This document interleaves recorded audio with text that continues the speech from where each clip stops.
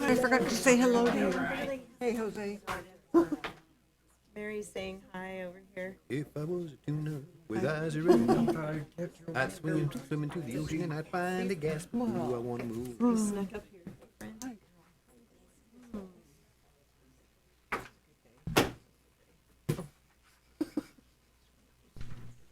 You guys ready?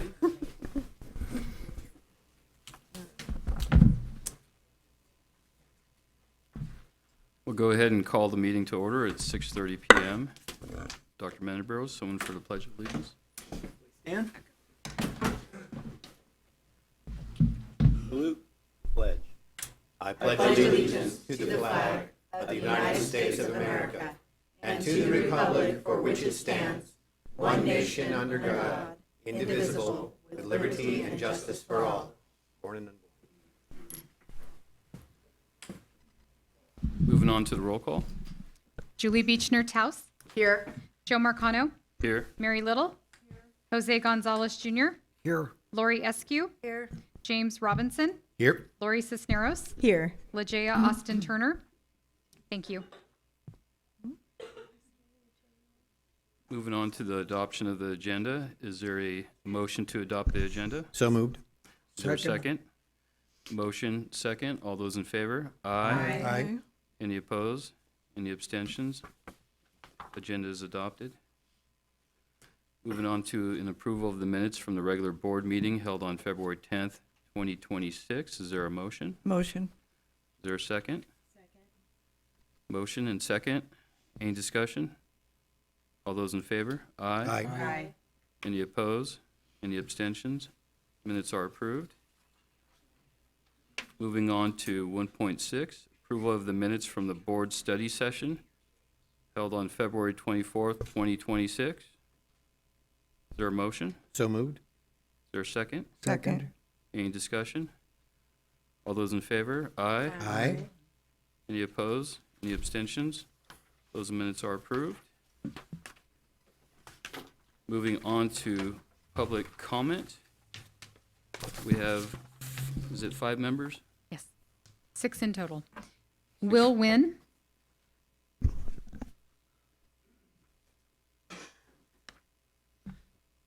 Good evening. I haven't been before this board for quite some time. I'm here this evening to reinforce and to support my colleague and friend, Angelo Frazier, as he is here to encourage you to make a decision in regard to the 10 Commandments posting in classrooms. I trust that that there is a mind among you that education is not just limited to the disciplines of reading, writing, and arithmetic, but it also has to do with behavior. And I think that that particular area of behavior, especially in the way that our culture and our society exists today, is a mess. Things are happening every day. Things are happening right now. It seems as though we have no sense of law at all. We're getting ready to celebrate our 250th anniversary of the Declaration of Independence. The writer of that is acknowledged, of course, as Thomas Jefferson. He wrote it very eloquently, very remarkably, in terms of his reasons for declaring the need for freedom and liberty for this nation. He makes reference to the laws of nature in that beginning and the nature that he has specifically as the God of nature. He also talks about the fact, and he changes the term for God in terms of looking at the Creator, that the Creator has given to us certain inalienable rights, that those rights are life, liberty, and the pursuit of happiness. Jefferson was also noted for writing a letter to the Danbury Baptists in Connecticut as it regarded a conflict between denominations in that state. He made a reference in one phrase to the separation of church and state. That sounds very good. Unfortunately, that phrase has been misunderstood, misused, and distorted to become an effort to somehow blame the establishment of a religion on any number of different things. I would suggest to you that even when we look at those areas that I read in an editorial of the Californian not too long ago, the stupidity of asking, which God are you talking about? I'll tell you what, if they don't know which God we're talking about, then they need to go back to school. They need to be re-educated. I have a long history in this country because of my descendancy.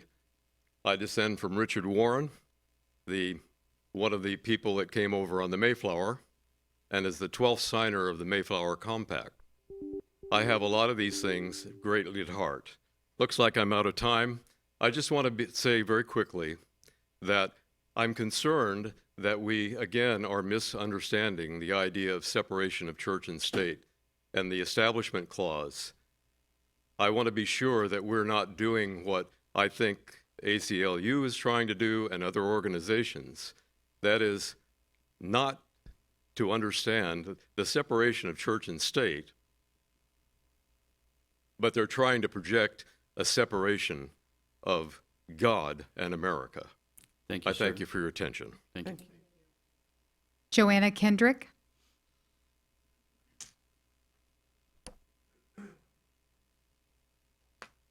Good evening, trustees, Superintendent Mendenborough. My name is Joanna Kendrick. I'm with the Central Academy of Arts and Technology. Tonight, I just wanted to share a quick update as we enter the final month of our open enrollment season for the school. To date, we received over 350 new applications for next school year. This is for students in grades TK to 10. All students who are currently enrolled at CAT will remain continuously enrolled. And during the first week of April, we'll hold a lottery to offer available seats to new students and to establish wait lists for the upcoming school year. One of the most exciting developments this year has been the launch of our high school program with our first small cohort of 9th graders. We're continuing to expand this program as we grow. This year, our 9th grade students have already completed 2 dual enrollment courses through Bakersfield College, as well as taking advanced STEM and arts classes. Next year, we'll build the high school program into a full early college model with unique partnerships with Cal State Bakersfield and Bakersfield College. Students at CAT will be able to pursue a pathway in STEM or the arts and have the opportunity to earn more than 34 college units, which would complete their general education requirements at a Cal State or UC. This also will prepare them to apply to top universities around the nation. For us, this work begins early and with our investment in personalized planning alongside families so that each child has a clear path to college. Additionally, on March 26th, we'll be hosting a community event at CAT called the College Advantage. This is the first of several events that will be open to families across the community who want to learn about college planning. We're excited to be a resource not only to our own students, but to the community and to work together to expand access and opportunity for college. As we build out grades 10 to 12, we continue to work through our full charter enrollment. Our CEO, Greg West, shared a communication with you tonight about facilities. We're asking for your support through this process so that we can maintain our timelines and ensure that we're ready to welcome our future 9th and 10th grade students into our programs next year. Thank you all for your support. Thank you. Thank you. Steve Flores. I'm sorry. Not speaking. Thank Okay. you. Okay, thank you. Dr. Angelo Frazier. Thank you, Board. I brought with me my historical significance of the Ten Commandments. It's pretty cool. It shows you where and how they're placed along with the other historical documents. Hopefully we will have these placed in schools. Been before this board for a while and almost 2 years now. And a lot has happened since. When I first started this, there was, I think, one place in Louisiana that was talking about the Ten Commandments, and now it appears to be sweeping the country. So I love the Supreme Court. The Supreme Court, though in its history, has let's see, I'm trying to get, has reversed its precedence somewhere between 145 and 232 times. In contrast, the supreme God's laws are considered unchanging because God is seen as unchanging. Yes, his laws do not change, only they can be fulfilled. Louisiana passed a law requiring the Ten Commandments to be displayed in public classrooms. Arkansas passed a law for the Ten Commandments to be displayed in public classrooms. Texas passed a law for the Ten Commandments to be displayed in classrooms. In one of the larger districts in Texas, Frisco ISD, the Ten Commandments, as of today, hangs in over 4,000 classrooms in Texas, in one of the districts. South Carolina House, the representative, passed a bill requiring that public schools classrooms display the Ten Commandments. That bill passed 84 to 31. Missouri has an initiative in Senate Bill 594, which will require the Ten Commandments to be displayed in classrooms starting in 2026. The bill mandates that each district, school, and charter board display the commandments in every building. West Virginia legislature proposed a bill to require the Ten Commandments to be displayed. And so my question that I'd like to ask you, Kern County Board, is this. When will the vote be for the historical significance of the Ten Commandments take place? Whether are we waiting for the Supreme Court, we're waiting for that to play out, or there's some other event in the future that we're waiting for? I have worked hard and will continue to work hard. My reason I'm asking, people are asking me. And here in this board, I've come before this board numerous times. You've heard the arguments on both sides. The arguments are not going to change. So they're asking me what's going to happen. So I'm asking you, is there any date in the future where this is going to be dealt with? A vote, yes or no, you're going to go for it or you're not going to go for it, and then we can do other things. I appreciate your concern in this matter. I also pray that we continue looking at the issue of God's truth as it sweeps this country, because it does not change. Thank you so much. Thank you. Thank you. Maddie Burnham. Phil Rudnick.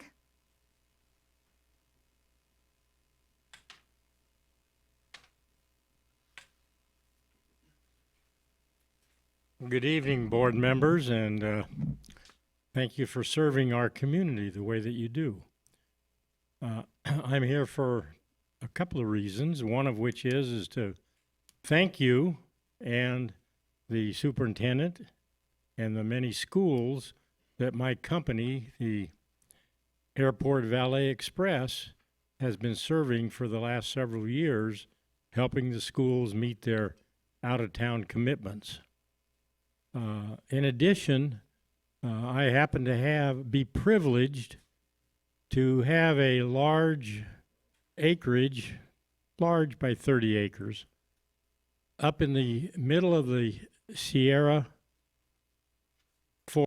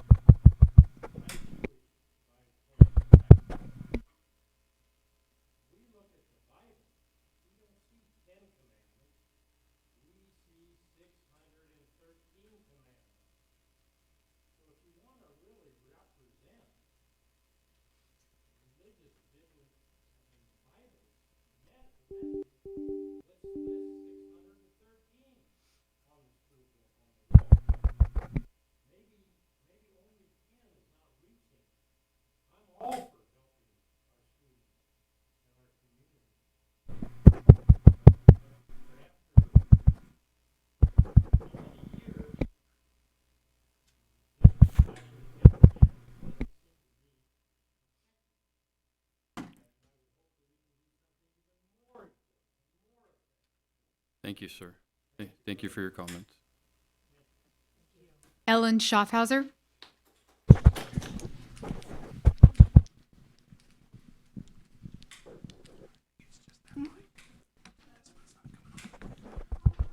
Yes.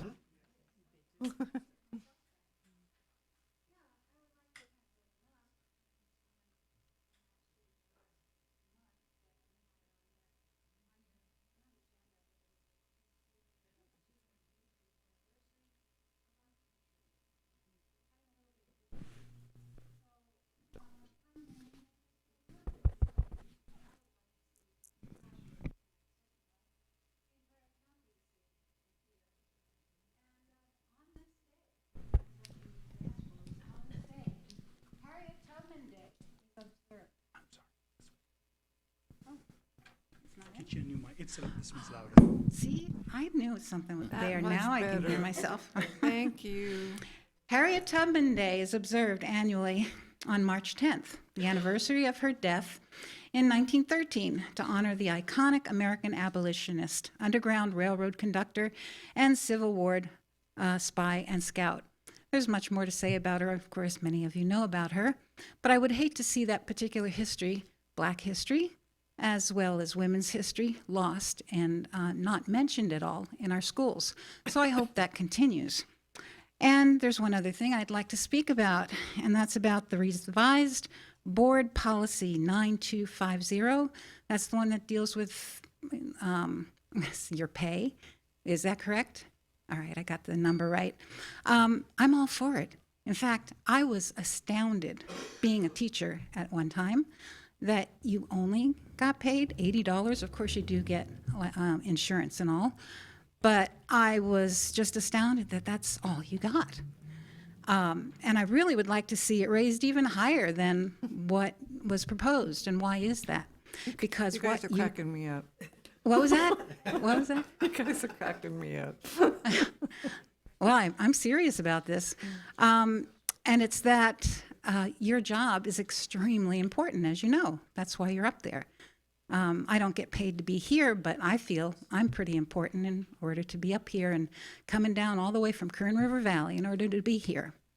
But that pay also is something that other people that would like to run for board would be very much interested in. And at present, I see that there's possibly an entire board that can afford not to have be paid at all. In fact, there was one person, I believe, that even said, kind of like, can I not be paid? So I really think it's important that there be a higher pay for what it is that you do, because it is a worthy job. And that you would just get a stipend basically for it. And I'm not talking about an actual salary that's like $35,000 or something. I'm just saying that it's enough that many more people would be interested in this job because they could use just a little bit more money to pay for our gas prices that are going up. Mm-hmm. So thank you very much. Thank you. Okay, that's it. That's it for this part of the meeting. We're going to adjourn and move into a closed session. So anybody that's not related to the hearing has to exit. Welcome to wait across the way.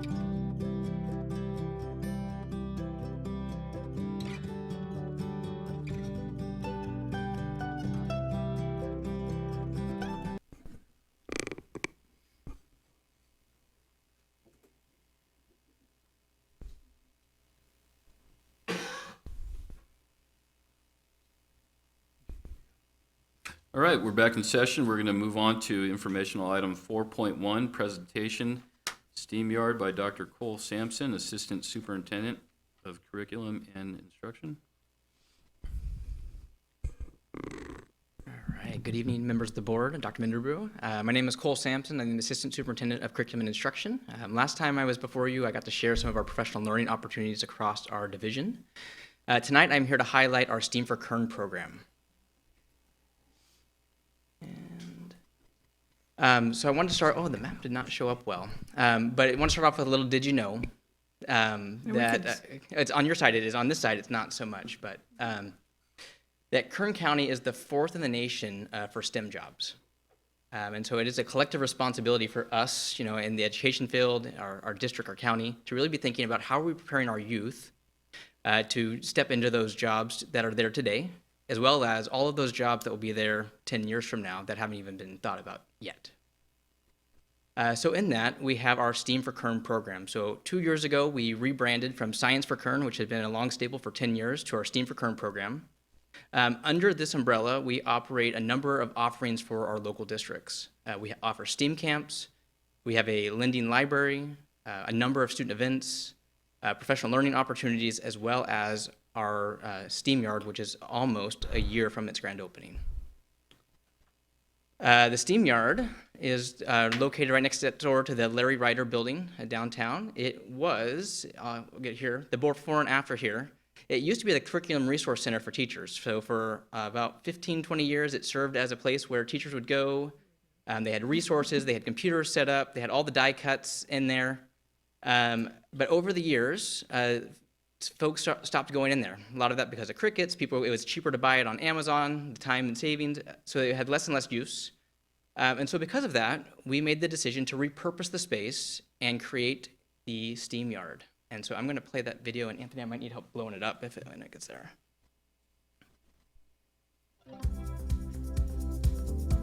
Today we are celebrating the grand opening ribbon cutting of our STEAM Yard facility. It is going to be an interactive, hands-on space where kids are going to get to come, have fun, explore, learn, dream, and innovate.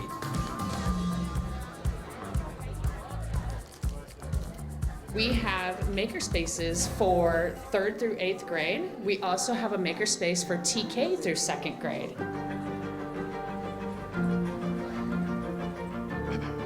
We have a recording studio with a green screen. We can go into our drone and Vex room, and it can be utilized for other science experiments too. And then we have a patio, which is great, and we can do some hydroponics and some vertical gardening. It's to see all the faces here. Everybody's happy, everybody's supportive of what they're trying to accomplish here. And our small contribution seems to have gone a long way. I know! Oh, wow. Well, we think it's important that we can contribute to the community how we can, and helping to educate kids so they have a great foundation for the future is something we value dearly. Chevron's been a huge partnership with Kern County Superintendent Schools Office. They actually started a science mobile unit where they used to take science to districts, and now this is just reinventing that concept. We really want teachers and after-school staff to come here and get trained themselves, because through our lending library, they can take this equipment back to their classroom and they can engage with it beyond just our time here in the lab. It's like flips, there's navigation. Oh, good.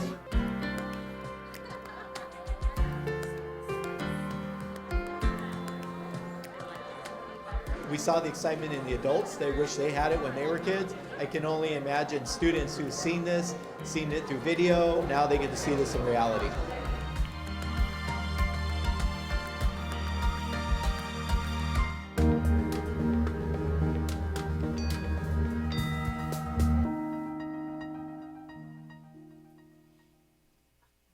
So that's been open for about a year now. So quite a different look than what it used to look like. So super excited about that, and we really have maximized every inch of that space for students. Let's see here. Oh. There we go. So in our STEAM Yard, we have a number of different offerings for kids. So since the beginning of this school year, so since August, we've offered over 70 field trips, which we offer Tuesday, Wednesday, and Thursday each week. We've served over 5,000 students just in field trips during the morning. So they're 3-hour field trips. We have various field trip programming, so the teachers don't have to do anything other than show up and bring their kids and be happy. The kids, and we have student age mentors that are working with members of our staff that are running the stations across there, as well as additional professional learning opportunities that paraeducators could come learn, teachers could come learn how to utilize the equipment in our lab. And then we have a lending library in which they are able to check out that equipment for a month at a time and take it back to their environment, trying to answer the call of, my school bought all of this stuff, but I don't know what to do with it. We also have set up a program that if a school did buy a 3D printer and they weren't trained, they can bring that printer to our lab and we will train the staff to use the equipment they have in their own facility. You can find more information out about the STEAM Yard at kernsteamyard.org. And here's some things that you'll find in that lending library. So you have classroom-ready science kits that are make and take. We actually will drive all over the county and do drive all over the county and drop prepackaged kits with lessons and all the hands-on manipulatives that you would need to teach that lesson in your class. They're individualized after we came out of COVID. And so most of those kits are 3rd through 5th grade, but we are now being asked to expand that program to serve both K2 and middle school. And then over there on the right-hand side, you'll see that we have a number of technologies that are ready to check out now, and that library is growing. So we have Makey-Makeys, 3D printers, Indie-Spheros, Ozobots, microscopes, microbits, and bolts. And again, any teacher in the county, homeschool programs are able to check those out and bring them back. So beyond our STEAM yard, we've been really focused on expanding our STEAM camps and supporting. And so we've been doing STEAM camps, and I think I played a video for you all last year around some of the camps that we're doing at Calm. Today I wanted to highlight our expansion of that program into Mojave. And we are, instead of them coming to us, we have actually deployed ourselves onto 3 school sites in Mojave to run these camps every day after school.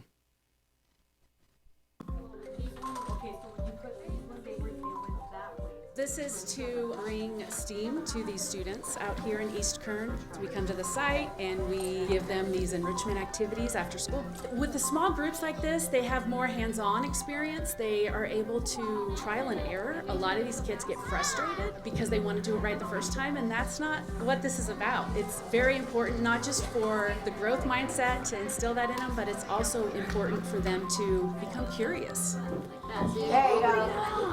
My favorite part about it is the things we be doing. From the start, when I came here, I knew I was gonna be good over here because art, technology, math, all that. I love all those things. And people here are nice, and they teach you a lot of things that you probably haven't known. They're really excited. They love it. I think for me, that was really the most important part, is finding the love of learning.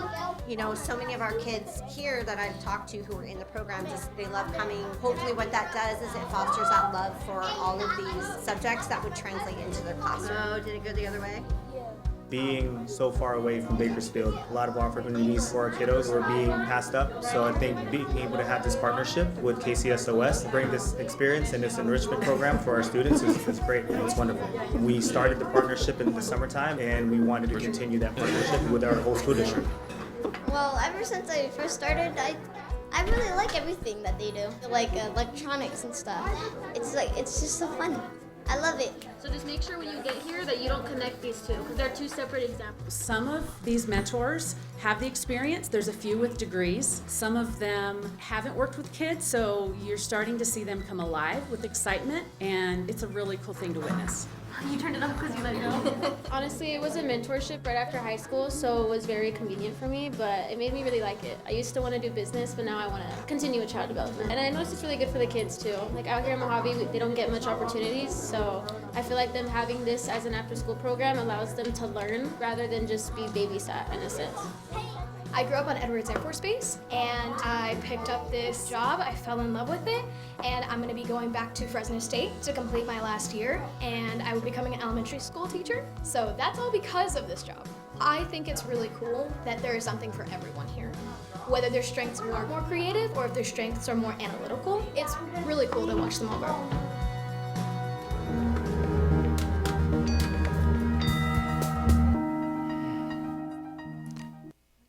So as we were building out our STEAM Camp program, we were really trying to create really awesome, great opportunities for kids. And we kind of stumbled upon something where we were really creating great opportunities for college-age mentors as well. So we now employ over 90 mentors across our county to help us run these camps. Most of them are of college age. Many of them were, at the early days, were STEM majors, math, science, biology, and there were a number of them that were headed down a track and then decided that I really kind of like this and are now changing their trajectory to go into education. And so it's kind of building our own pipeline of the future in this work, and it's really, really exciting.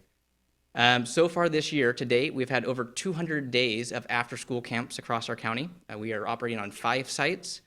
Over 11,000 students have interacted in there, and when they interact with us, it's not a one and done, it's a week-long experience. And then there are some repeat students in that mix. We operate at Calm, Buena Vista Natural History Museum, the Kern County Museum, the Steam Yard, and Mojave, unified on 3 of their school sites. We offer these camps after school, during intersession, so if a school has a longer winter break or in our spring breaks, we will operate there, as well as in the summer. We run 6 weeks of camps throughout the summer. And for the last 2 years, we have offered a 3-week foster youth camp at the Kern County Museum in partnership with our foster youth program. This year, we're really excited to be able to extend that opportunity to Mojave as well. So we'll be running a 2-week foster youth camp in Mojave in addition to the other work that we're doing out there. So very excited about that. And so as we were going through all of this work and seeing really great success, we realized that we were missing one element though, and that was the classroom teacher. How can we get classroom teachers engaged and interacting with this work so that they can experience it, see their kids' excitement and light up with this, and then desire to take that back to the classroom? And so last summer, we did a pilot program with Panama Buena Vista, and I promise this is the last video for you.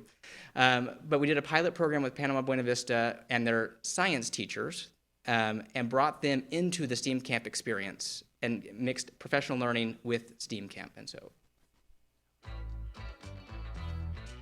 this year we're doing for the first time a PD coupled with STEAM Camp. So on Mondays, the teachers spend 8 hours with us just learning kind of how STEAM Camp goes, a little bit of science learning and teaching, and then they come out here and they actually teach the STEAM Camp lessons themselves in a co-teaching model, and we've kind of left it up to the teachers to figure out how they want to do that. But we have groups of TK through 2 students and then 3 through 8, and the teachers have kind of placed themselves based on what they want to do. We've left it very open for them. We usually have our college-age mentors teaching the lessons, which is wonderful, but bringing the teachers in and seeing their expertise and how they co-teach with one another has been really exciting. Do the birds look smooth? Do they look pokey? Out here, they have prep time with their college mentors, and then students get here, they run through 5 rotations, and then from 1 to 4, we debrief for about an hour, reflect on what went well, some challenges to unpack, and then we do some new science learnings, and then we prepare for the following day. Here's your code breaker. Anything that you need to know about reading your standards is here. For me, it's really a hope that we see the California NGSS be more consistently implemented in our classrooms all over the county. So we're hoping that through this program that we're building confidence, we're building content knowledge, they're getting the opportunity to practice. So how do you think that Velcro works after looking at how these things work? They work by this one has little groups like in the little fur, and then this one has little groups, and then when they put them together, they Yes. Teachers don't often get a chance to observe one another teach, and so that's been a really special part. Also, when you apply your learning the following day and then debrief on it in the afternoon, it's just very quick application of learning, whereas many professional learning we leave and we forget about it, or we just stack the books away. So it's very applicable and in real time, and I think it's showing so far based on feedback and just watching the teachers work together. There are whales that would live in this area. Narwhal, yes, my favorite unicorn of the sea. This week, working with other teachers, it's really cool because you get to interact with each other, but you also get to see another teacher and their teaching style.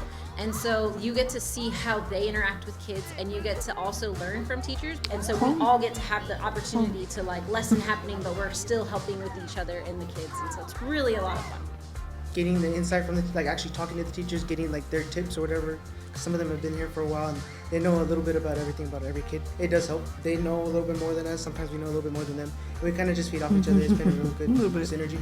Personally, this is the most fulfilling STEAM Camp experience that I've had. Just bringing the teachers into the equation, it makes sense. I can't believe this is the first time we're doing it. It just makes sense that the teachers are here and learning from one another. The students see a teacher they recognize from last year or the following year, and there's a lot more camaraderie going on. So I hope we continue to do this for years to come.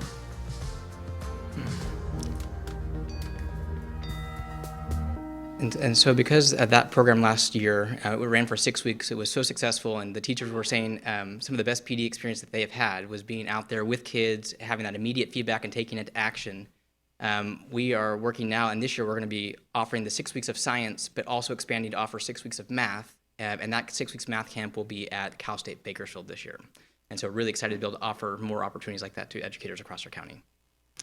So really great stuff happening. And just want to close out with just a reminder of events that we do around the STEAM. And so in November, we have our Ignite Her, which is a 300-student one-day conference for female 3rd through 6th grade at Bakersfield College. We have professionals come in from all over the industry sectors in STEAM and provide presentations and activities for the students. It's a really wonderful day. They all get a lot out of that day. We just had our science fair last week, the largest we've had, I think, ever, and over 700 students participating across our county, so a wonderful day full of science. This Friday and Saturday, we have our math symposium, which has over 600 educators going to be in attendance this Friday and Saturday. Next month, we have our Kern Codes. It's a 4th through 8th grade coding competition where kids are developing their own game and then bringing it into the space and trying each other's games out, and there's like a little ranking system that happens there. Super fun. And then our STEAM Olympiad, formerly Math Field Day, takes place in May. It's on May 4th this year. We have over 1,200 students expected at that event and will be the largest we've ever had. So some really great things happening in our county with STEAM initiatives.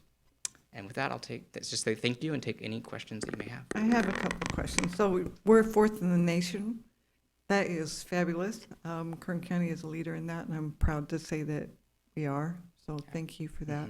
And how do we know that we're 4th in the nation? So there was a study, a Brookings study, Institute study done with the California Economic Foundation, or Kern County Economic Foundation. And so it's on their website, and the study is linked there as well.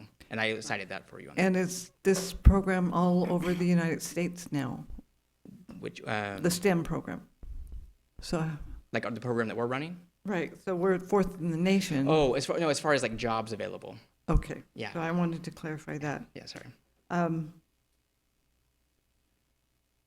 Just a comment that I see in this I do have one other question. Since we serve so many children, do the school districts help pay for the cost? Yes. And they subsidize what? Most of them are subsidizing with some of their expanded learning funds. Okay, thank you. This type of learning, which I wish I would have had when I was a kid, is invaluable. It's for the kids that don't want to sit down and do rote memorization. It creates curiosity, it creates creativity, and that promotes them to want to learn. And to get an education like that, and they want to learn. They like it. So I'm just so excited to be a part of this and to see that it's so successful. Thank you. So I know it's science, technology, engineering, art, and math. Can we get an agriculture in there somewhere? So we are trying, which is why we have the garden in the back of the STEAM yard. We I have saw it. hydroponic. I was We're like, trying to get there. Yeah. Maybe they're the first one using the A for agriculture. That's a great suggestion. Yeah. STEAMA. Yeah. Well, would you change jobs, Julie? I might. Yeah. I'm too close to retirement. Earlier, you mentioned that any teacher in Kern County in public school or homeschool, I think you mentioned, can come and check out these kits. Yep. That is amazing. So tell me how that works. Yeah, so there is on the website, the kernsteamyard.org, there is a request materials link there on the Lending Library, and you can just submit the request, and then our team will bring them wherever they need to go. The website one more time? It's Kern, somebody else is messing with my, it's kernsteamyard.org. And then across the top, there's a tab called Lending that says Lending Library, and that's where you'll find the request form. We have 2 full-time staff that all they do are replenishing those kits to drop them off across the county. Is it on our website too, just our Kern County Superintendent Schools? Yeah, you can get to the STEAM yard from there as well. All right, thank you. As far as the camps go, though, are those for the public schools in Kern County, or is that open to other schools as well? So right now, all of our camps right now are directly partnership with districts. Okay. We are looking on how to expand that beyond, but right now don't have any more space. Okay, which that is makes a sense. good I was problem just to have, thinking but we need yeah. a bigger building We already. need a bigger building, yeah. Let's grow. Yeah. Yeah. It's great. Thank you so much. course, It's yeah. wonderful. So can Thank you. homeschools can't come into the yard? They can. So we do have field trip opportunities in which they could sign up for the field trips, which are the morning times. Just because most of our after-school camps are week-long experiences, we haven't had anyone take advantage of that yet. Okay, thank you. Yeah. But I would say field trips are open now, and they fill up very quickly. I would imagine. Yeah. One thing I will add, kudos to Cole, because his imagination that brings this to reality is impressive, and his team is second to none. And Cole, you could correct me if I'm wrong, but this is only the second type of programs, the STEAM Yard, in the state of California. So San Joaquin County Office of Ed has one similar to this. Ours is better. We can send that clip to San, so we took that and expanded it. Cole went and visited, and then that's how we reimagined this program. It's so successful, as you mentioned, in Mojave. We're trying to find locations out in the East Kern to mimic and mirror this type of a facility out there, so the East Kern students can have opportunities Well, then we're gonna to need this. one in Arvin. And Yeah, they come. They're all transporting with their districts, but it's been very impressive, and is just a continuing build upon, adding to Cal State and the different teachers and bringing them in. Provides an opportunity for our students that they would otherwise would not receive here in Kern. So kudos to Cole and his team. Thank you. Good job. Thank you.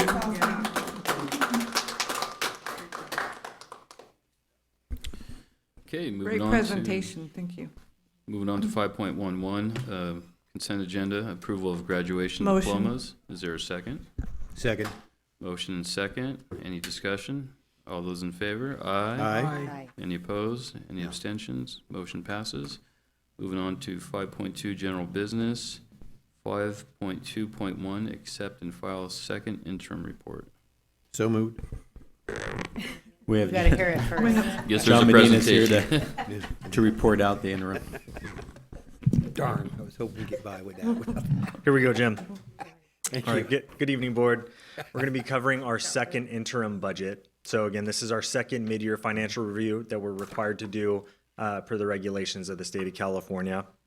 So this review takes all of our actual expenditure and revenue data through January 31st, and we recalculate how we're projecting to finish the year. So that's what this data is looking at.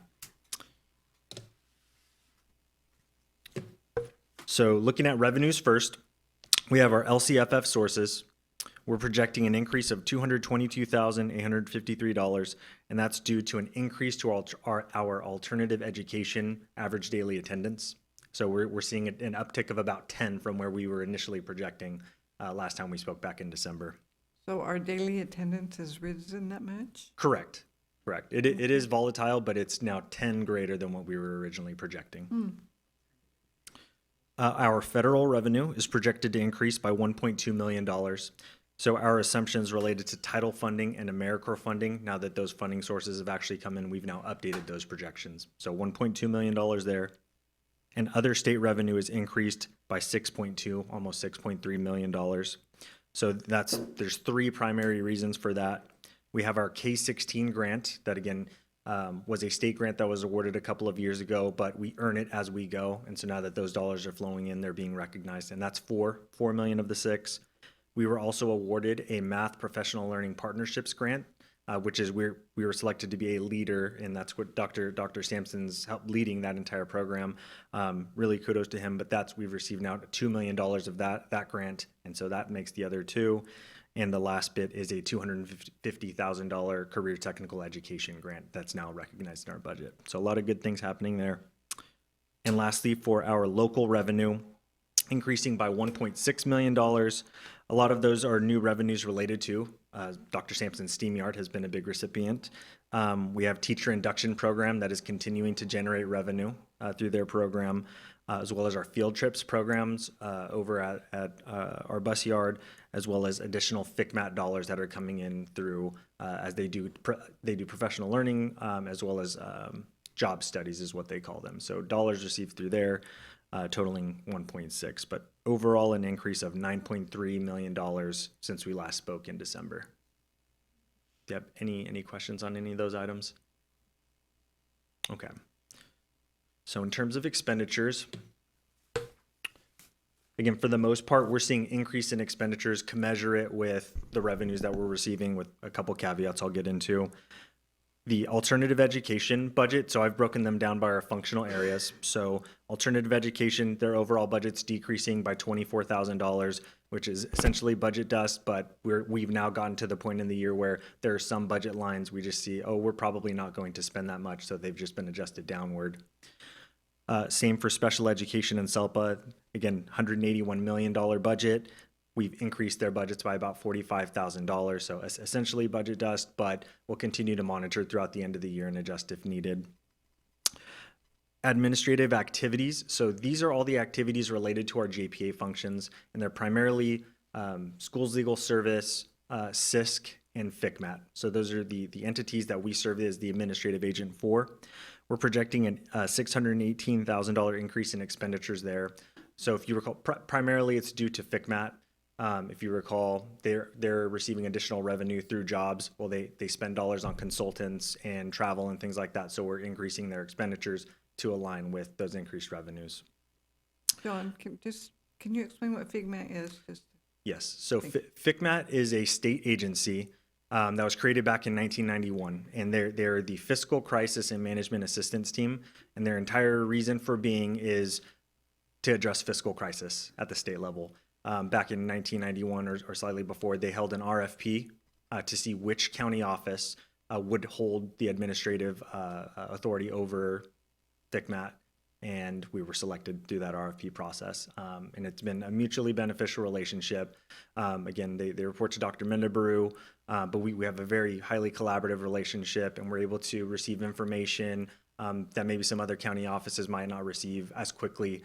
And it's that information we can deliver to our CBOs, to our frontline staff, so that we know that we've got them prepared, as soon as we possibly can. Thank you. That's what they are. I think a lot of people on the board didn't understand what FICMAT was. Mm-hmm. And our last primary function is our county operated. So that's all of the items that are not alternative education, special education, or those JPAs. These are things like human resources, fiscal support, facilities, maintenance, and operations. So we're projecting an $11.5 million increase in expenditures there. Again, $9 million really related to the increase in revenue. So that's AmeriCorps, the Math Learning Partnership, K-16, and then one of the other items that's pushing it above the 9 is we are engaged now in a security project where we are updating a lot of the security features around KCSOS, and so that's coming in around $2 million. So, do we support AmeriCorps fully, or do they get revenue from other sources? They're primarily funded through the federal government, but our office does allocate additional resources if they are short, or if there's some reason that there are allocations or expenditures that they're not allowed to buy through that grant. We do support them. So it's not just the federal dollars, but some additional office dollars. So it's subjective? It is, can fluctuate, but for the most part, they're 95% funded through the federal grant. So it's not often that we do that? To To provide funds for them? It is pretty common if needed, but just like any other program it's okay. pretty tiny. Thank you. Mm-hmm. I'm going to shift gears and look at our other funds. So the other funds that we also capture under our KCSOS umbrella are our charter school fund, which is Valley Oaks Charter School. Their revenues projected to increase by $688,000. So they've seen a much larger increase in average daily attendance. They're increased by about 160, which is absolutely wonderful for that 160? program. Correct. From our projections. Are you serious? Mm-hmm. It's doing really, really well. In terms of the Child Development Fund, which is primarily funded, it's entirely funded by the state of California, and based on the number of slots that are awarded to Kern County, we saw our allocation decrease by nearly $3 million. So again, that's not something we have control over, but it's just dictated by the state of California, and we're recognizing that adjustment here. And lastly, we have the cafeteria fund, which captures all of our nutrition services operations. And they've done such a wonderful job in gathering and collecting meals for students and serving our students. We're now serving additional districts within Kern County and doing additional work through our catering side that they're now projecting a $500,000 increase in revenue. So that's Will from that December. change when our cafeteria is up and running? The cafeteria is up and running, and so this is it in is. recognition that Our they're able kitchen. to produce more meals. Okay, so that is effective now, and this is, okay, thank you. It is. That's the revenue side of things. Now, the expenditure side for those same exact funds, for Valley Oaks Charter School, we're seeing an increase of about $2 million there. They're, again, they are seeing additional costs related to some of those students coming on, but the bulk of this is they're investing in a lot of their facilities. There are things that needed attention, needed additional portables, things like that. And so that's recognizing the costs related to that kind of expansion and modernization of some of those items. Quick question about Valley Oaks, because I know at one point when the speed rail was coming in, we were looking at a different facility, but is that not happening anymore? They're not moving campuses? Right now, we've put a pause in that, and Dr. Minder, you feel free to jump in if you'd like, but talking about the shift of Valley Oaks, remaining at their property until we hear additional news that the high-speed rail is indeed coming It's through. never gonna happen. I hope it never comes, but Yeah, so to jump in there, so Valley Oaks is staying where they're at. okay. And we are redirecting the funds that that Valley Oaks had been saving for the new location. We're redirecting into updating their current site with more security, fencing, modernization, I'm so additional stoked. classes, happy, yeah. different things. So they will be remaining there. So what happened to the building that we purchased? So we purchased 2 buildings on Tower Way. One we're going to be using for our 4Cs, or community, which is all funded through the state of California. So they're going to be moving from Larry Ryder, which they're out of space there. So they're going to take that property, and then we're funded from the state for lease. So we'll be collecting lease from the state on that. Good. The 3-story building, that is going to be up for sale as a surplus, good. just because we don't need it, and to hold on to it doesn't make sense in this economic times. So Sounds That's good to good me. news. And they'll be able to put money or funds toward their farm and their, oh my gosh. Correct. That is such good news. Thank really you. exciting. Yeah. So how is our overall budget looking in regards to what Newsom's giving us? So based on the new information that we've received from Governor Newsom, again, he's putting out a very rosy budget. Yeah, I don't Although believe it. there's some discrepancies between the legislative analyst's office and his Department of Finance. Again, there's still about an $18 billion difference between the two. But we really have to build our budget based on what the governor's proposing. That's the best information we have. The next big update I'll be able to provide to you is going to be happening in May. So that's going to be the last bit of information. I don't know what tweaks or what negotiations he's had with the legislature since then, but for the most part, he tends to get what he's wanting, and I just don't know where the other concessions are going to be. But so far, it's a rosy budget, and that's where we're So far, gunning it's for. looking, we've done all right, so. Yeah, state revenues are coming in above initial projections. So fortunately, we also are projecting to spend every new dollar that's coming in. So Thank you. I'll keep you updated. As far as the Child Development Fund, you saw that we decreased the revenue. This is decreasing the expenditures in those same amounts, since those dollars won't be going out to those families. And lastly, the Cafeteria Fund, projecting an increase of $500,000 in expenditures. So they're planning to bring in a lot more revenue. A lot of that new revenue, since we're funding more meals, it's going to be those meals costs, those staffing costs to produce the meals. But again, that will be trued up as we get closer. So we'll likely have a slightly excess revenue in that Cafeteria Fund. So are the meals being prepared more nutritiously than what the state recommends, or even the federal guidelines? I would like to believe that we are an absolute leader in this. I know it's not you to ask, but We have a wonderful nutrition director. His name is Rafael Juarez, And he does is awesome. an amazing job of saying, guys, we are done with this heating stuff. We are going to be doing so much more from scratch cooking. And I'd want to say we're a leader That's in that. good to hear. We are so, I just love it. Thank you.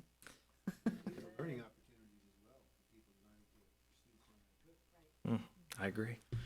So really, in summary, and open to if you have any questions, but really this budget meets all the criteria to be approved. We're compliant, we're fiscally stable, and it's really the collaboration and consolidation of all the information that we have organization-wide and all of our plans, really one succinct document. But if you have any questions, welcome to answer them. Thank you. I'll move to approve the acceptance and file of the second interim report. Is there a second? Second. Motion second. Any discussion? All those in favor? Aye. Any opposed? Can I just say Any something really abstentions? quick? This Sure. is one of the easiest ones I've ever, like. Good job, Yeah, thank you. I'll try and keep it that Thank way. you. And if you have any recommendations, just let me know. Well, if you'd listened to me, it wouldn't have been that long. All right. Aye. No opposed, We no do listen to you, abstentions. it's Motion long. passes. Moving on to 5.22. Adopt resolution for school bus driver day.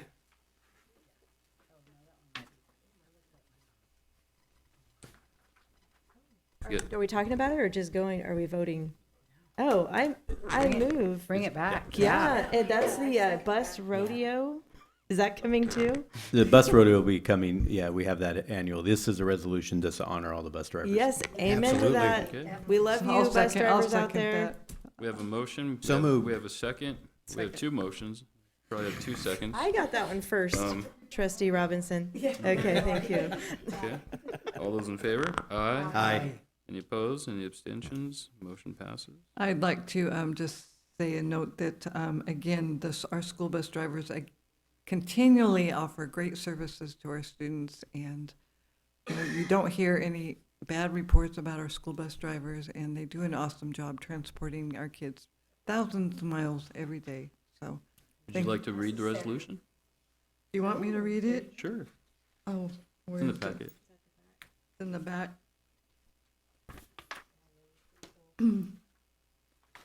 Whereas, in recognition of school bus drivers throughout California, the state assembly has designated the fourth Tuesday in April, or April 28th, 2026, as School Bus Driver Day. And whereas, before an individual can qualify to operate a school bus, they must successfully pass examinations administered by the California Department of Motor Vehicles and the California Highway Patrol, which includes demonstrating a knowledge of first aid as well as competency to operate a school bus.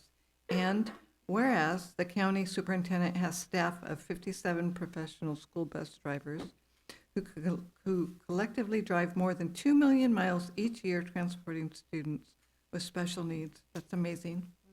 Whereas these it just gives me chills. Whereas these special students are transported throughout Kern County, often in challenging terrain, road, and weather conditions. And whereas many children we transport are medically fragile, and drivers have at times had to administer emergency aid until medical personnel arrived.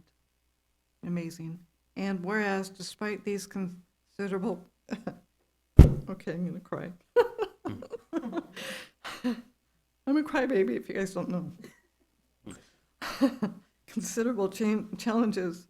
Many of the bus drivers we employ have transported children for hundreds of thousands of miles without a preventable accident, including one former bus driver who logged more than 1 million accident-free miles. Yeah. And whereas many of our transportation staff participate in annual school bus rodeos, Yay. which test their skills in making difficult turns, parallel parking, yes, and a 40-foot bus and other challenging maneuvers. And whereas a considerable number of our drivers have developed relationships with families of these special children and even provide food baskets to those in need during the holiday season each year, now, therefore, be it resolved that the Kern County Board of Education takes extreme pleasure in commending these dedicated drivers on School Bus Driver Day, and know that the safe transport of our children always is their highest priority. by the order of the Kern County Board of Education dated this day, March 10th, 2026. So ordered. Thank you, Joe, for letting me read that. You're welcome.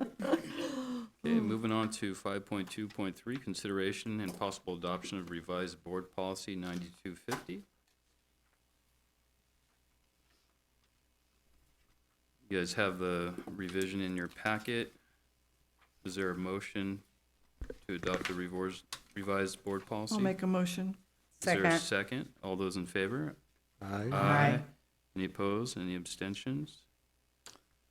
No, I would like to say that Motion passes. I think that we, during our special meeting with this, I think that we did well in discussing the issue and coming to a resolution of how we are going to implement this if we so choose. So I think that was fair and equitable, and I thank the board for being so cooperative in what we do as a board.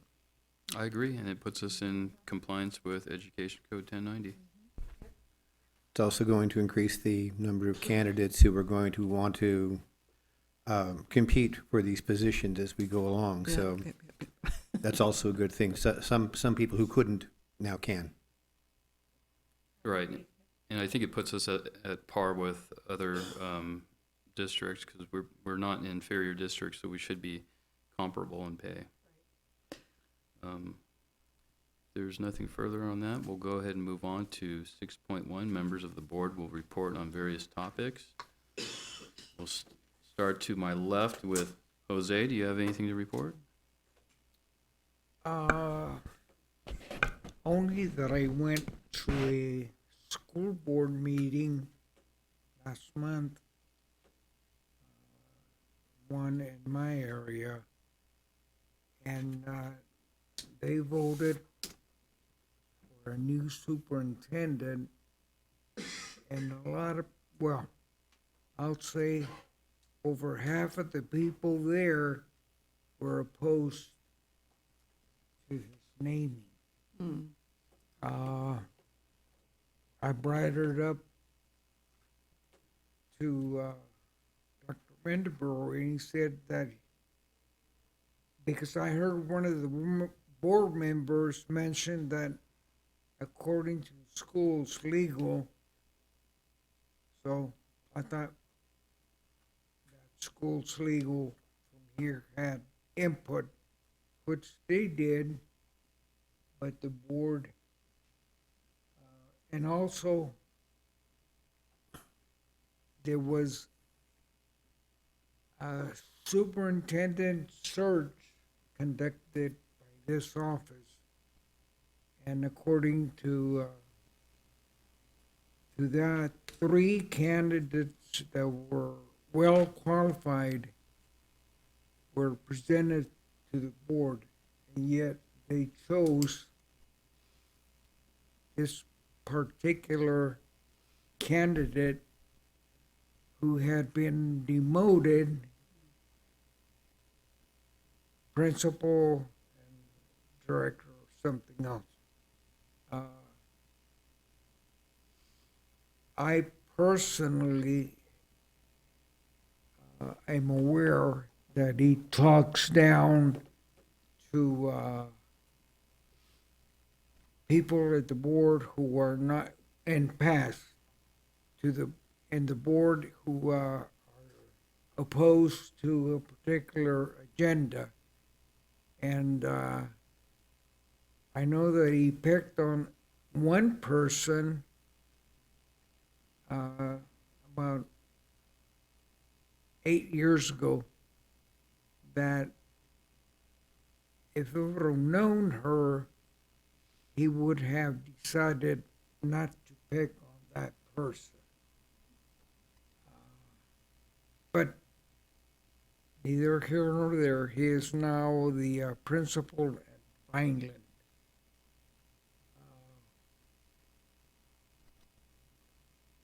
That's all. Thank you, Jose. Thank you. Moving on to Lord.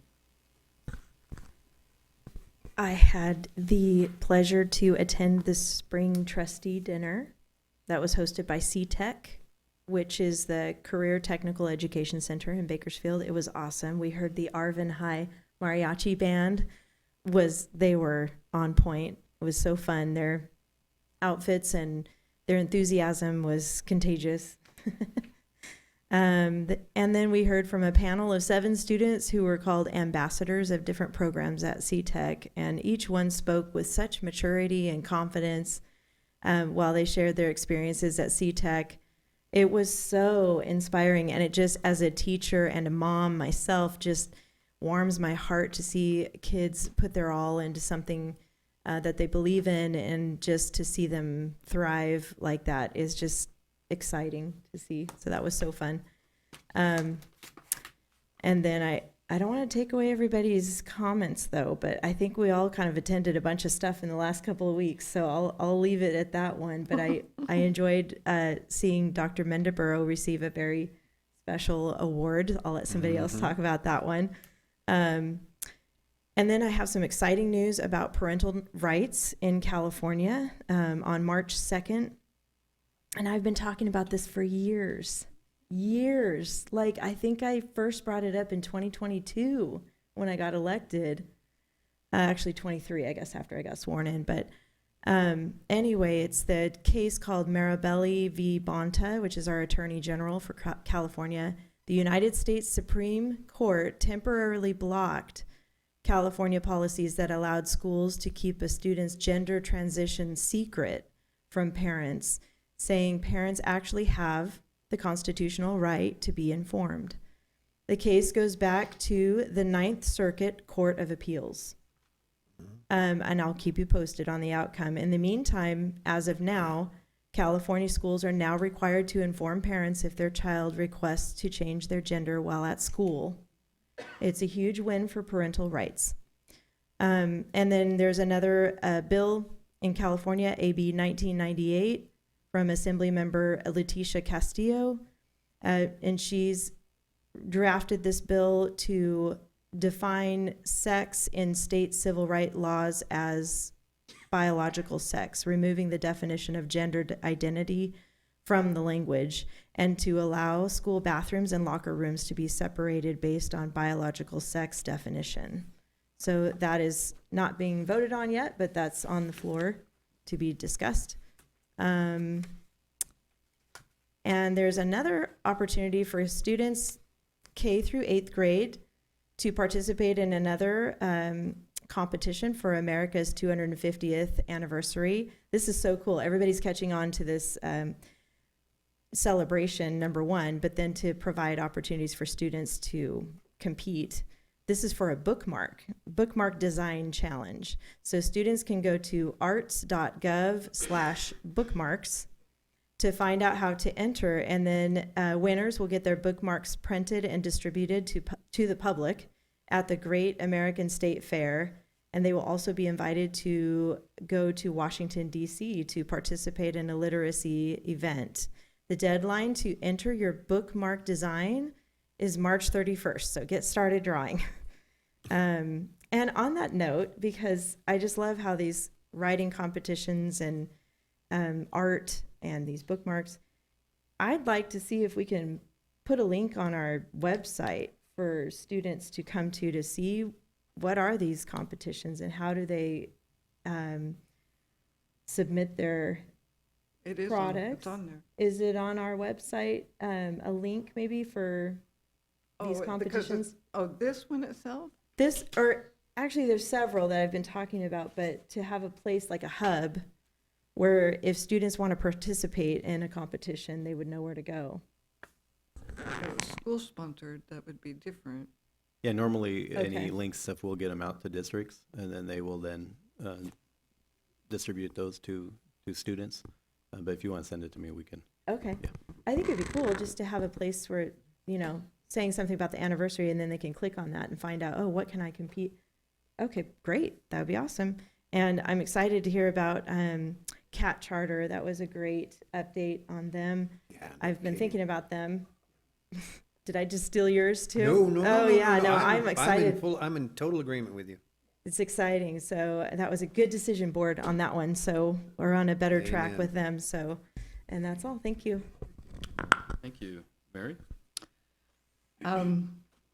Well, the trustee dinner for the trustees in Kern County was absolutely fabulous. I think it was probably one of the best trustee dinners that we've ever been to, because it showcases students, and they were able to tell us in their own words about the program and why they're interested. And there was a couple young people there that were just absolutely fabulous. And I know that I went and talked to one of them afterwards, and I was just telling him how wonderful I thought he was. I took a teacher that used to work at superintendent schools with me, and she's been retired for a while, but it just filled her heart tremendously to see that. I mean, she was just so inspired to see that we still have kids that are wanting to do well, to pursue an education, that are smart, that are literate, that are going to have a good job in our economy because of what the schools are doing with here in Kern County. So I say kudos to that, and next year we're going to have what she's going to say about it.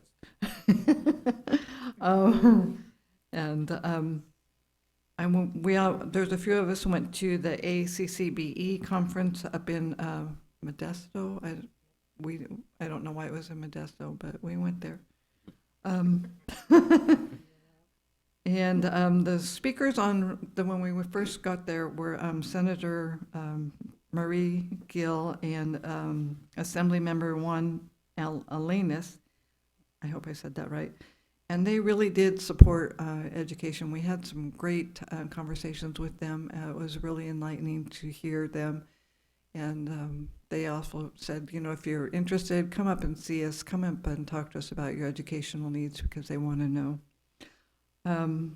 Michelle, what's her name? What's her last name? Taylor Langham. That's right. She presented on our court and community schools, and how we transition students, especially when they have like IEPs and learning problems, and how we coordinate with other schools. It was very well received. I think it was probably the highlight of the whole conference. She did well. So give them kudos to that. And it's a long way up there. But we did go, and I talked to the director, and I said, Kern County has a great facility. We're going to have it here next year. So that was awesome. I went to the History Day competition, and I was a judge last Saturday. That was my first time doing that. I did the junior exhibit. I was a junior exhibit judge, and the students just blew me away with their research, their ability to articulate their project, and to talk about what they found out in history, and they had to talk about why it was a change in history and how it created a type of change that lasts even to this day.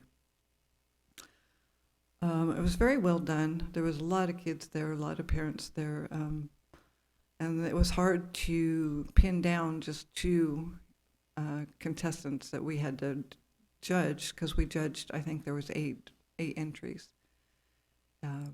So we did pin it down, and I would like to see, one of those two go to a state. So that was exciting.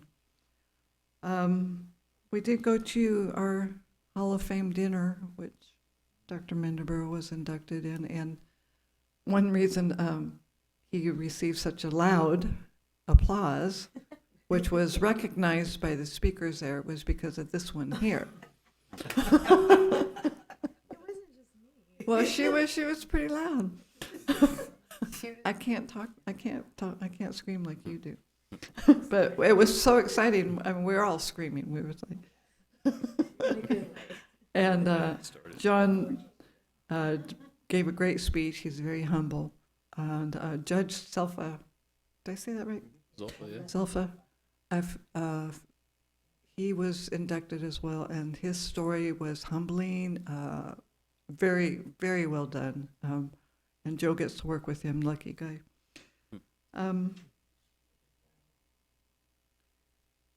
See, I already talked about our special meeting that we had to discuss that. Lori talked about that. CAT, I was glad they came. I know they're seeking approval for their expansion. I hope that goes well. I'm so excited that they're growing as well. And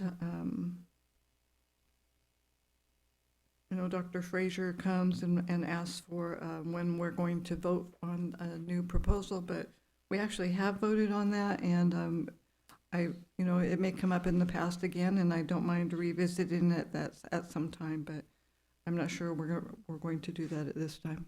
So that's all I have. Thank you. Just a couple of things really quick. I definitely enjoyed the Hall of Fame dinner. Congratulations. The spring board dinner was fabulous. Gave me a great idea and thoughts. When I was considering the panelist of students talking about their educational path and what they're learning and their connection to CTEC, I immediately thought of our RISE students. And so I would like to put into the minutes a request to look at possible RISE graduates for a potential either small panel in front of ourselves as a board of trustee, and also possibly at maybe a fall or spring dinner in the future. I know that RISE students might often be doing something different once they graduate. But to shake the hands of all of those in June is really exciting, and I am certain that we can probably track the path of a few of them who have actually gotten something, you know, their future laid out maybe for them because of that graduation. So I would like to make sure that that is something that we at least visit and look into. And I think the other boards or the other districts would certainly say, hey, these are students that didn't make it in our home schools and ended up in alternative education with the county, and we're providing some outstanding services to them. And then the other thing, and it's not a report, it's just a request. I'm kind of moving to 8.1 for myself so we don't have to come back around. But I would like to discuss, if this is an option, the email that was sent to us by CAT asking us to essentially change a policy for a facility request. I'm not sure if you're planning on giving us more information tonight, but that is of concern of mine, and hoping to see that if those things need to happen on the board agenda as an action item, that gets taken care of. So with that, I'll move it on to Lori. I agree with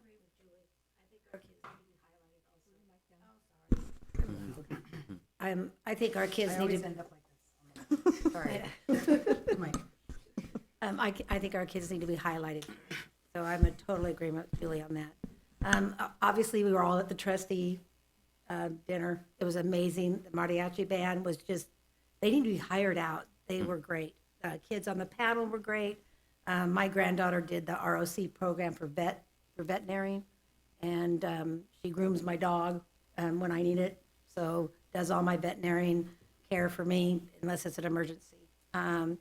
Lori, is the Supreme Court 6-3 on that? That's for AB 1955. So I thank them for that. They're protecting our parental rights and our teachers, keep in line with communications open and trust. So yeah, I'm with you on that one too. So, yeah, Bonta, I don't know what's wrong with that man. So I will be, yeah, no, I know. I get to go to CAT tomorrow, so I'll get to report on that next month. I also was in Modesto for training. They tried to explain the budget to me. That's still foreign. But thank you for tonight, Mr. Medina. That was actually really easy today. What else? Oh, I guess I can wait. You want me to wait for 8.1, or can I just do it now? Sure. Okay, so I did get a hold of a Turning Point for Bakersfield College.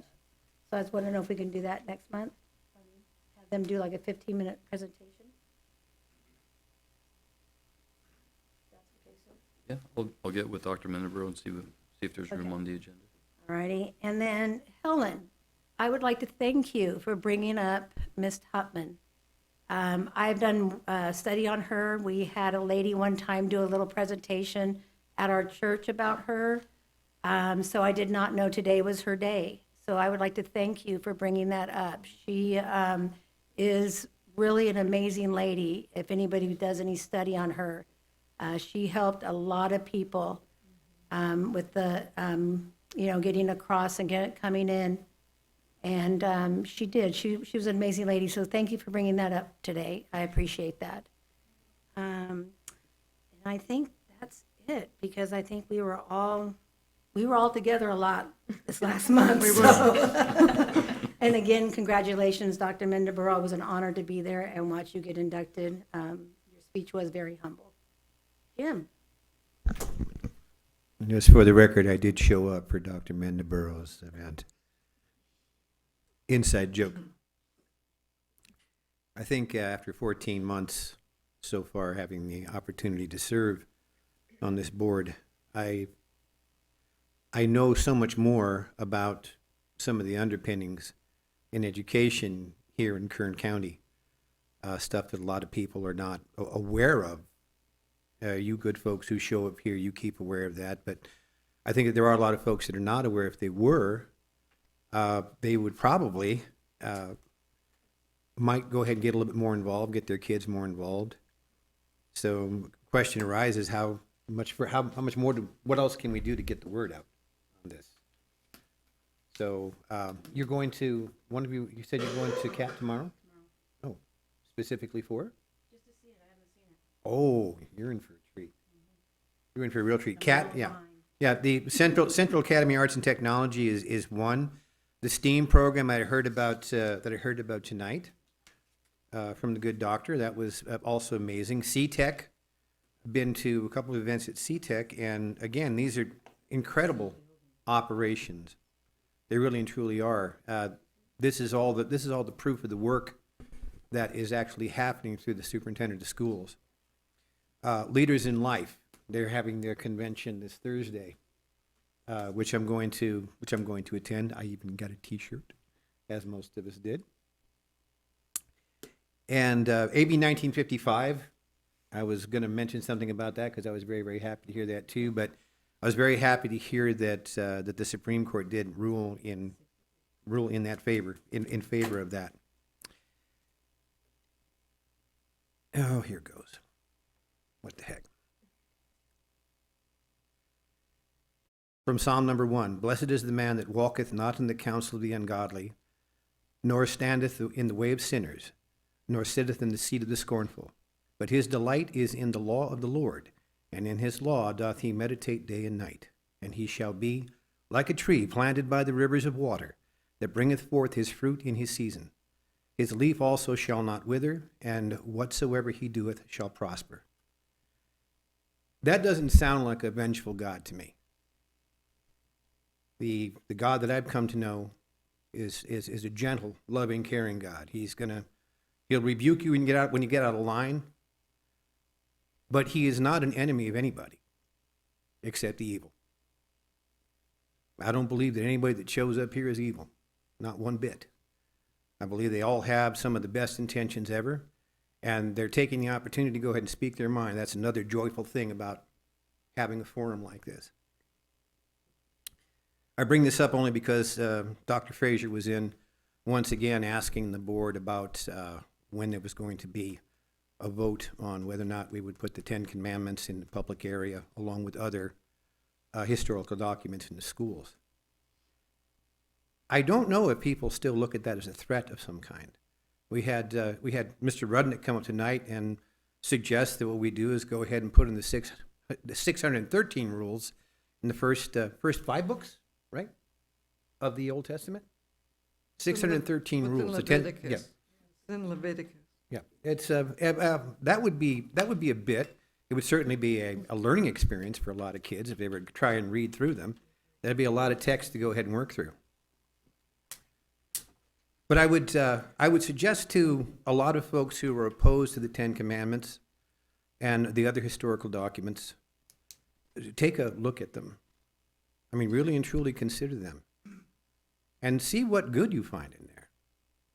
Because I think that, I think that a lot of people up here on this dais would agree with me that there's some good stuff in there. Some really, really good things in there.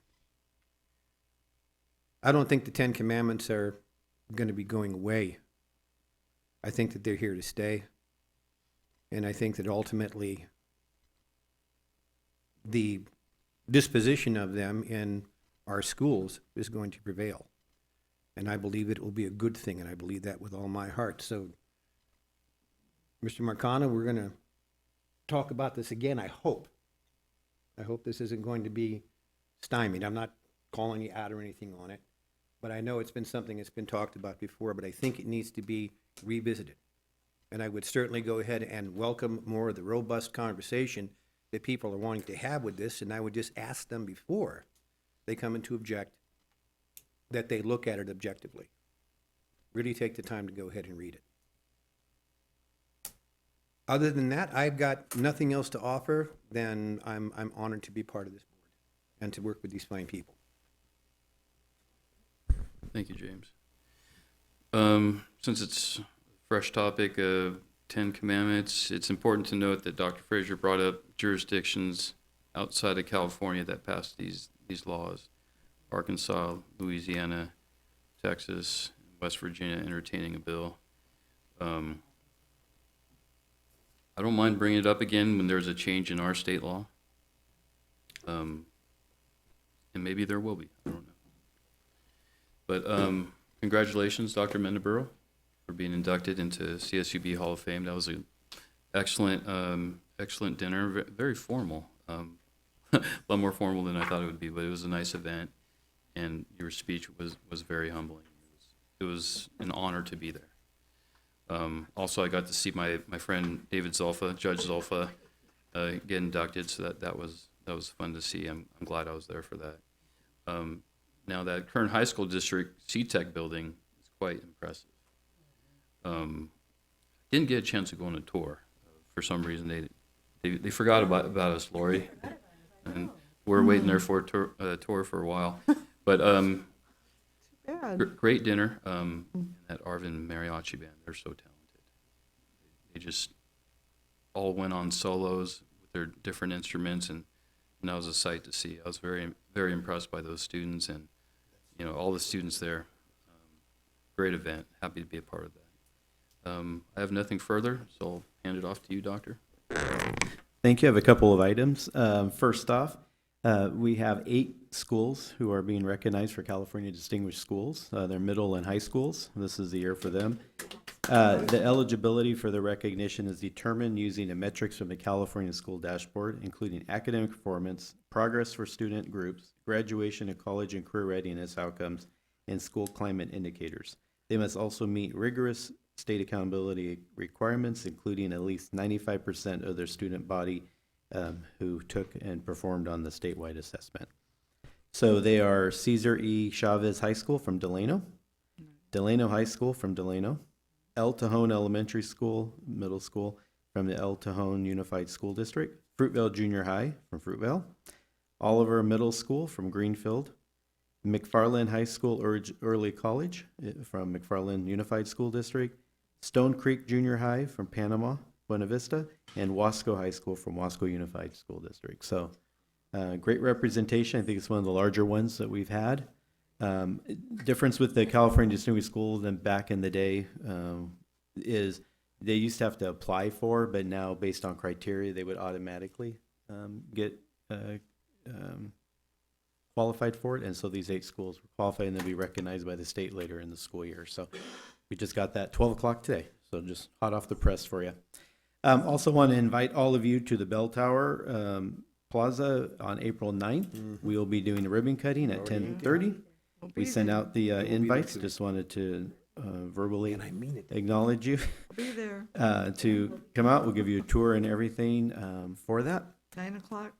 It'll be at 10:30 on the April 9th. And then followed by ribbon cutting and then tours. We have our RISE program students and Valley Oak students who will be there being docents, taking people around the building. So we have a special event planned for the morning time. Yeah. Probably park here and walk. Yeah, I would park here because it's going to be pretty packed over there. We're anticipating several hundred people in the morning. Then the afternoon, KCSOS staff will be able to walk the building in the afternoon. So we're looking forward to that. 10:30. We'll have the kitchen going. Students will be in there cooking, showing everyone what they can be producing. Everything will be set up. We're looking forward to it on the 9th. I wanted to thank the board for attending the Hall of Fame dinner. It was an honor to have you there. It meant a lot to have you there. So thank you for coming. I still think they have the wrong person up there, but with that, I appreciate you guys being there. It meant the world to me. Wanted to comment in regards to the email that you received from Kat. Dr. Kendrick referred to it in her presentation today. They're not here. Wanted to just address a couple of things that were in it. We have been working with them on their need to add classrooms. As you heard from Dr. Kendrick, they are expanding quite significantly. The original petition allotted the current site to house all the students, including the high school students. Obviously, that's not able to now because of the fact that they're exceeding the 500 mark. Potentially 800 students as if the 300 are enrolled. So they're looking at trying to figure out where they can expand their site. So we've been working with them since January when they brought this to our attention. There is very specific rules in Ed Code in regards to a petition and updating the petition. And they sent the email out today to you. I just wanted, just so that you know as a board what we're working on with them. They are asking, they're stating that it's a complete revision to the petition. We're not asking for a complete revision. It's specific to the facilities. Any additional new things that have occurred at a charter is required by Ed Code. And so we are working with them in regards to that. Everything that Greg had listed in the email to you is what we're already requesting from them. The big caveat is that they would like to streamline or to change the timelines in which they can get things approved. Two issues with that is just so that the board's aware is that it's a procedural policy for all charters that are authorized by the Kern County through the Kern County Board of Trustees, and the Kern County Superintendent of Schools are to adhere to that. And so there is a review process and timelines in which they have to comply with just to stay compliant with that. So can I ask a question? Yeah, go ahead. So other schools like the Wonderful and when they've expanded, have they gone through this same Yes, they would do 90-day process of? Yes, they would do a material revision. So they've Yes. done that as well? Yes, everybody has, and they've cited that there's other counties that have other processes. Every county has a different not jurisdiction, but how they can jurisdict the policies and guidelines. Our policy, the policy the board has established with the charters, has been that they have to do a material revision anytime they do a facility or a grade change. So when they have to add a grade, they need to have that material review. Also, go ahead. In relation to Yeah, no, that, when they started using the church, yes. was that? No. So when they used the church, what happened was the school, they opened their doors, they had too many students.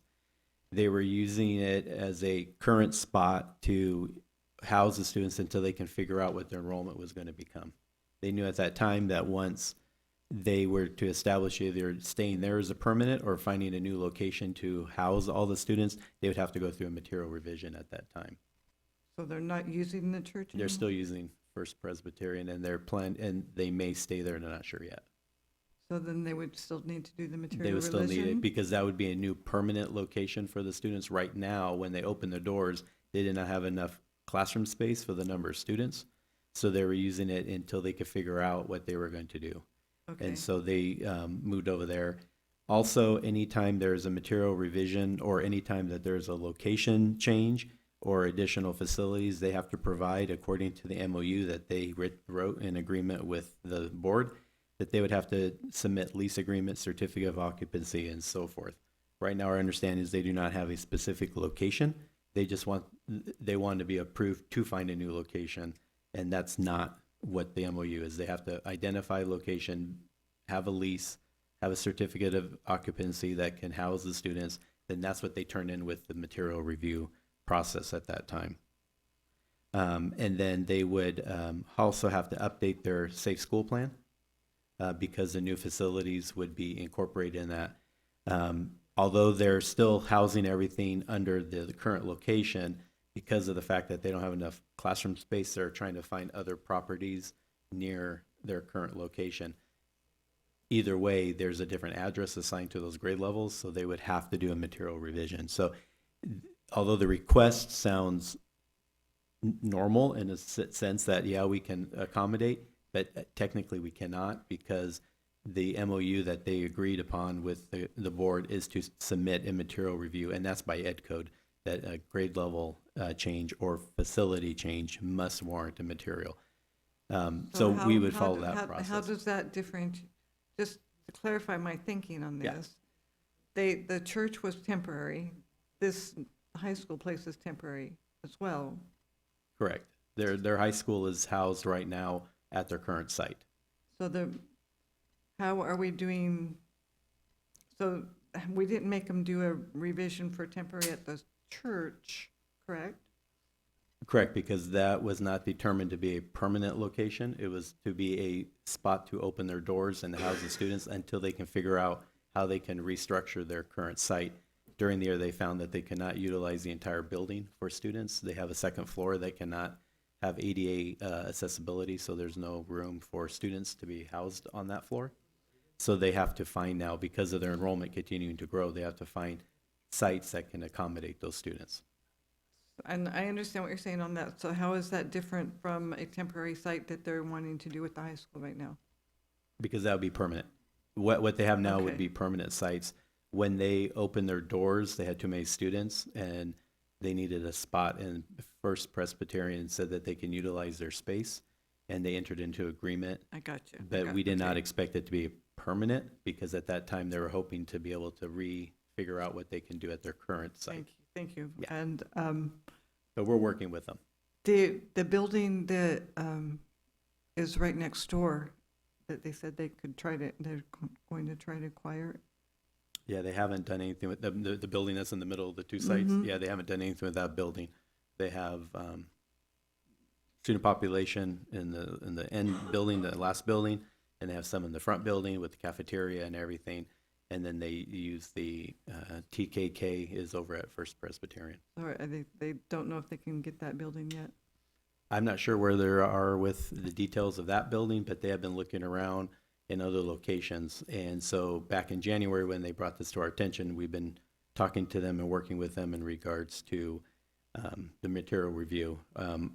Our attorney and their attorney had been talking last week, and they're trying to help with that. CAT is not against doing the material review. What they're requesting in their email to the board was to try to shorten the window and to bypass a couple of the things in order to secure property. The concern we have is they don't have property. They haven't determined where the location would be.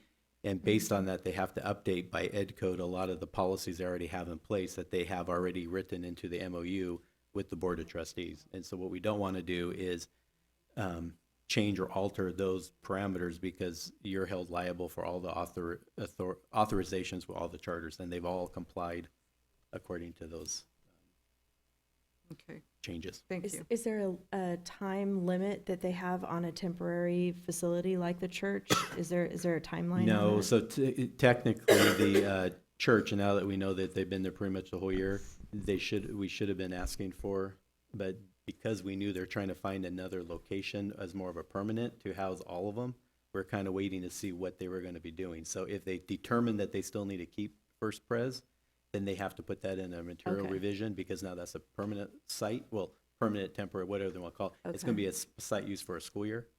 They have to put that in their plan. And if they have to find another location for high school or whatever grades they're determining based on their enrollment, they would have to establish that. So in talking with them, they're trying to find a spot that can house their current site plus the new grades. Okay. And they weren't sure where the First Pres was going to fall into play. So once Okay. we determined that they need something, that's hence the email to you. So I just wanted to let you know where we are with them. But we're working with them, and That we'll helps get a them lot. across the finish line. That's all I have. That's it. Anything further for 8.1? Items for next meeting? Hearing none. I'm ready to adjourn this meeting. Next meeting will be April 14th, 2026, 6:30 p.m. Unless otherwise posted. Time of adjournment is 9:07 p.m. Thank you, everybody, for Thank being you, here. Mr. President. Good job. Thank you.